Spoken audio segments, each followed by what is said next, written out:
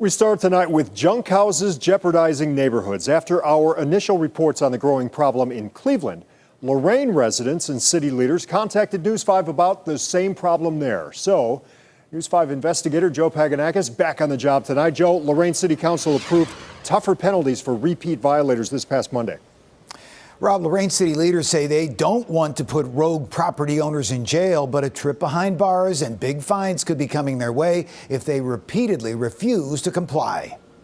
I felt like I needed to step in and, reach out to you. Lorain resident Katie Kellogg contacted News 5 after seeing our follow-through reports on the growing number of junk houses plaguing Cleveland neighborhoods with trash, debris, old vehicles, and more. Sending News 5 pictures of this house on her street, the driveway packed with a wide variety of old tools, garbage cans, machinery, and more. Kids that wanted trick or treat, not a safe environment. Lowering the quality of life in Lorain is no longer going to be acceptable.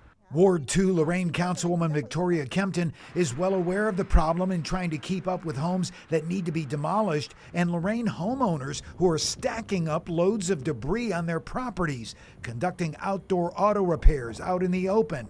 This Lorain home looking more like its own jungle island with vines and unkept landscaping so thick you'd likely need a machete just to get to the front door. We on council know the frustration of the people that are driving past it, certainly the residents that are living next to it. Kempton agrees with angry homeowners who are tired of living near condemned homes or homeowners who are harboring piles of debris that could attract wild animals or create a potential neighborhood safety risk. Potentially children or people getting hurt, messing with it.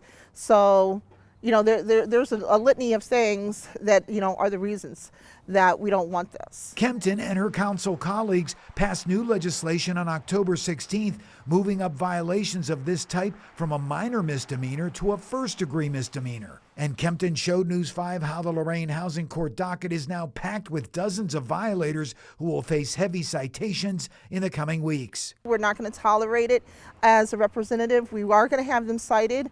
We are going to get them in court. Kempton says homeowners should contact their council members, the Building and Housing Department, and even Lorain Mayor Jack Bradley's office to file complaints on junk houses and avoid possible confrontations with problem neighbors. Katie Kellogg is urging other property owners to take action. People need to start standing up for these kind of junk piles.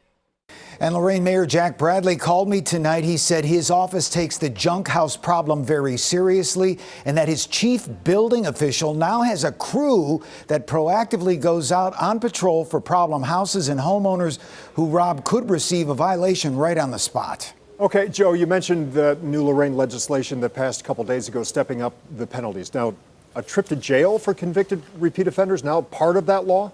That's right, Rob. The potential penalties with that first-degree misdemeanor are now up to 6 months in jail and up to a $1,000 fine. In most cases, getting a dumpster and cleaning up is going to be far less for homeowners.